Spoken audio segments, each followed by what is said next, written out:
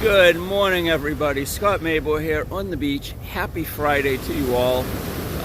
Gorgeous day out here. Some nice surf. Hopefully you can see it. Planes, which actually are kind of a welcome sound, although they ruin my videos. Just wanted to mention today, hold on one sec.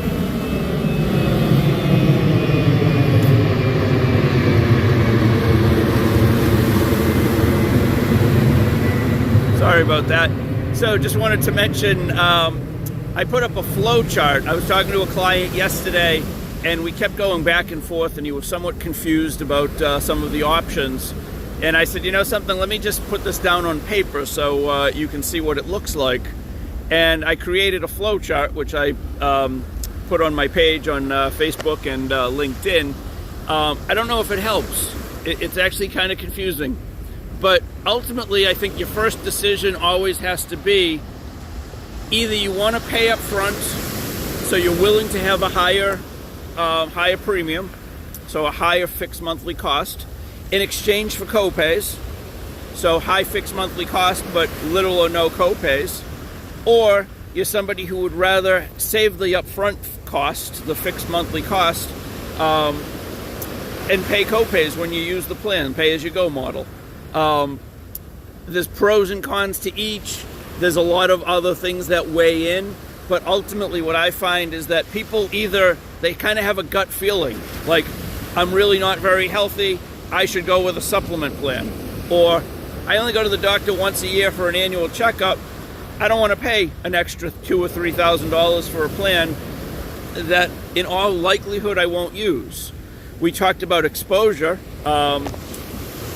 According to federal law, the maximum out of pocket for the year on an Advantage plan is $7,550.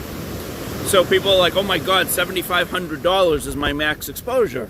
But you start adding up the money, you got $2,400 in fixed cost on the supplement side.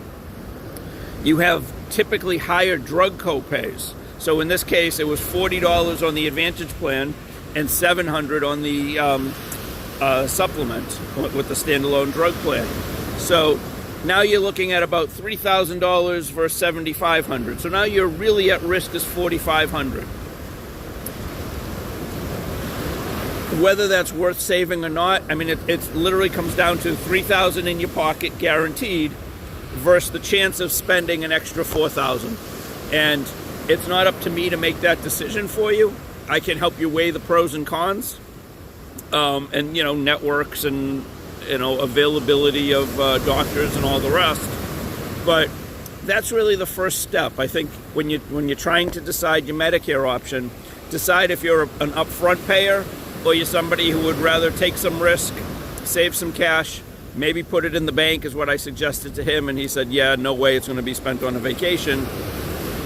But in theory, if you could save money, for he and his wife save $5,000-$6,000 a year, hopefully they remain healthy, and put that $5,000 or $6,000 in an investment, then 4 or 5 years down the road, when they're a little older, maybe some health issues have crept up, now they switch to a supplement, they have that extra money in the bank.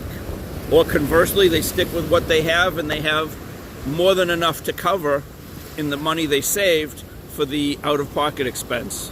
So there is no right or wrong. It really kind of depends on what your general philosophy is, and I think that's the best way to start. Sorry, I'm walking from the surf.